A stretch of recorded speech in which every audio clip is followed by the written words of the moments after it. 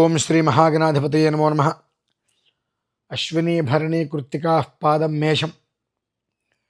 మేషరాశి వారికి ఈరోజు మొదలుకొని ఆగస్టు 30 వరకు ఎలా ఉండబోతుంది అనేటువంటి విషయాన్ని మనం క్లుప్తంగా తెలుసుకుందాము. భగవంతుడి యొక్క అనుగ్రహము చాలా మెండుగా ఉంది మేషరాశి వారికి. అనుకున్న ప్రతి కార్యములోనూ కూడా విజయాన్ని సాధిస్తారు. అయితే అంతకంత కష్టమైతే ఉంటుంది, విజయాన్ని సాధిస్తూ ఉంటారు. ఎంతవరకు మనం విధానాన్ని అనుసరించవచ్చిన విషయాన్ని మర్చిపోయి ఎదుటివాడికి సంబంధించిన విషయాలలో ఎక్కువగా మనం తాపత్రయపడటం వలన మన జీవితం అనేటువంటిది మందగిస్తూ ఉంటుంది. ఆ విషయాన్ని వీళ్ళు జాగ్రత్తగా పరిశీలించుకోవాలి.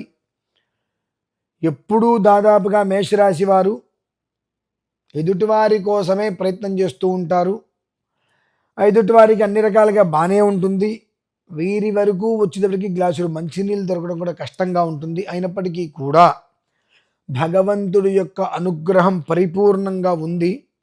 కొంచెం వెనక్కి ముందుకి లాగినట్టుగా అనిపిస్తూ ఉంటుంది. కానీ ఏలినాటి శని ప్రభావం అనేటువంటిది కొన్ని రోజులు వీళ్ళకి బాగా శ్రమ, నడ్డి వంచి నానా యాత్ర చేయవలసిన అవసరం అయితే వీళ్ళకి ఉంటుంది. తదనంతరం అంతకు మించినటువంటి ఫలితాన్ని కూడా భగవంతుడు అలా అనుగ్రహంగా ఇచ్చేస్తూ ఉంటాడు. కనుక మధ్యస్థం కన్నా మంచి పొజిషన్గా వీళ్ళ జీవితం అనేటువంటి నడుస్తుంది.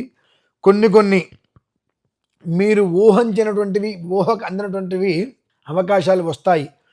వచ్చినప్పుడు 1-2 సార్లు మీరు ఆలోచించుకొని కరెక్టా కాదా ఏంటి అనే ఆలోచించుకొని అడుగు కనుక ముందుకు వేసినట్లయితే చాలా బాగుంటుంది.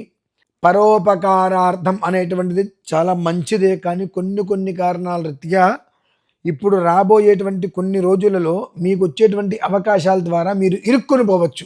అది మీకు జీవితం చాలా చక్కగా కనిపిస్తుంది అని అనిపించవచ్చేమో, కానీ ఇరుక్కునే అవకాశాలు కూడా ఉంటాయి. చాలా చాకచక్యంతో 1-2-3 సార్లు విని గ్రహించుకొని తాత్పర్యం ఏమిటి అనేటువంటి విషయాన్ని తెలుసుకొని అడుగు ముందుకు వేస్తే చాలా మంచిది.